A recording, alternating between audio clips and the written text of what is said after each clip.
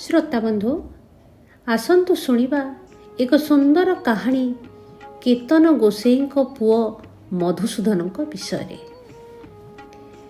केतन पंडा नामक जड़े नैष्ठिक ब्राह्मण अलारनाथ पूजक थिले। ठाकुरंक सेवा पूजा से अत्यंत निष्ठार सह करुथिले।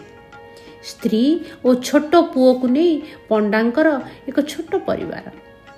एपरी गोटे छोट परिवार को मध्य प्रतिपोषण करने पंडांक पाखरे किछि संबल नथिला।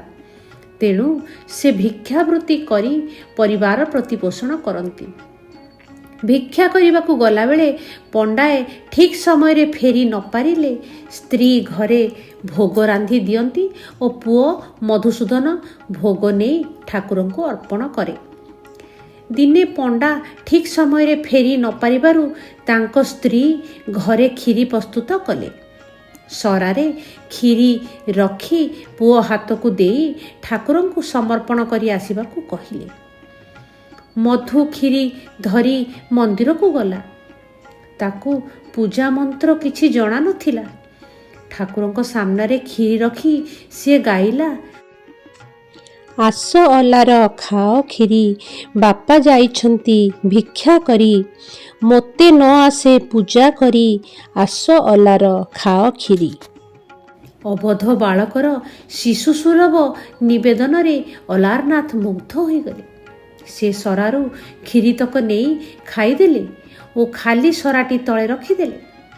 मधु खाली सरा धरी घर को फेरिला परे माँ पचारिले, अरे भोग कौन कलु खाईदेलु कि रे?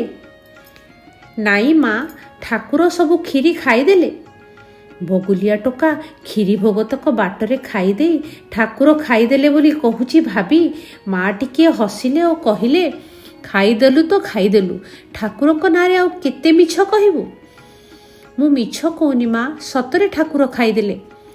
तापरे माँ चुप रहिले। आउ दिने पुणी मधु खीरी धरी मंदिर को गला और ठाकुर खीरी खाईदेलारू खाली सरा धरी घर को फेरिला। पंडा भिक्षा करी फेरिबा परे माँ तांको सबु कथा कहिले। सबु कथा शुणी पंडा बड़ द्वंद्वरे पड़िले। पिला को से जहा जानी थिले पिला खीरी खाई दे लुचेबा पिला नुहे। तेणु से परीक्षा करी देखिबे बोली स्थिर कले। दिने स्त्री को धरी खीरी करने को कही बाहर को भिक्षा करने को बाहरी गले, किंतु दूर को न जाई मंदिर पाखरे लुचि गले। मधु खीरी धरी मंदिर को गला और खीरी सरा ठाकुरंग सामने रखी कबाट खिलीदेला। ठाकुर गरम गरम खीरी खाइबा को लागिले। पंडा हठात दुआर खोलीदेले। ठाकुर हड़बड़े गले। गरम खीरी तांको मुहरे बाजी फोटका ही गला। पंडा निजर भूल बुझीपारी ठाकुरंको पाखरे साष्टांग पड़ीगले। मोर अपराध क्षमा करिबो प्रभु, मु अधम, मो पुओ को अविश्वास करी आपण को परीक्षा करबा को गली। आपण आम रंधा खीरी खाई आमको कृतार्थ करिछंती प्रभु। पंडा को शून्यवाणी हेला, केतन खीरी मोर सबुठारु प्रिय भोग ओ तो पुओ मोर प्रिय सेवक। तू कौनसी अपराध करिनाहु। आजी ठारू तो परिवार स्मृति रे मु ए फोटका चिन्ह ब्राह्मणों पदचिन्ह परी मो मुखमंडल रे बहन करिबी। सेही दिन ठारू दैनिक खीरी प्रसाद अलारनाथ को अर्पण हेबा परंपरा आरंभ हैला। तांको दर्शन रे आसुथिबा भक्त खीरी प्रसाद खाई तृप्त हेले। थरे चैतन्य महाप्रभुंको अनवसर समय रे श्रीक्षेत्र रे पहुंचिले। ठाकुर अनवसर रे संगरोध रे थिबारु से दर्शन करि न पारी दुखित हेले। से समय तांकु दर्शन करि न पारिले ब्रह्मगिरी रे अलारनाथ को दर्शन कले।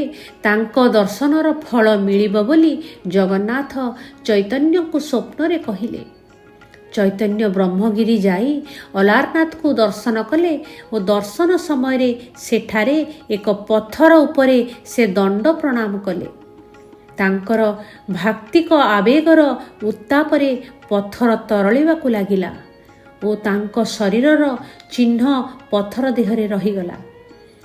ଚୈତନ୍ୟଙ୍କ ସର୍ବାଙ୍ଗ ଚିହ୍ନ ଥିବା ପଥର ଏବେ ମଧ୍ୟ ଅଲାରନାଥ ମନ୍ଦିର ବେଢ଼ାରେ ପୂଜା ପାଉଛନ୍ତି। ଅଲାରନାଥକୁ ଦର୍ଶନ କରୁଥିବା ଭକ୍ତ ଏହି ପଥରକୁ ଦର୍ଶନ କରି ଚୈତନ୍ୟ ଦର୍ଶନର ଫଳ ଲାଭ କରୁଥିବା ବିଶ୍ୱାସ କରନ୍ତି। ଶ୍ରୋତାବନ୍ଧୁ, ମୁଁ ଆଉ ଗୋଟିଏ ସୁନ୍ଦର କାହାଣୀ ନେଇ ଉପସ୍ଥିତ ହେବି ମୋର ଆଗାମୀ ଅଧ୍ୟାୟରେ। ଜୟ ଜଗନ୍ନାଥ।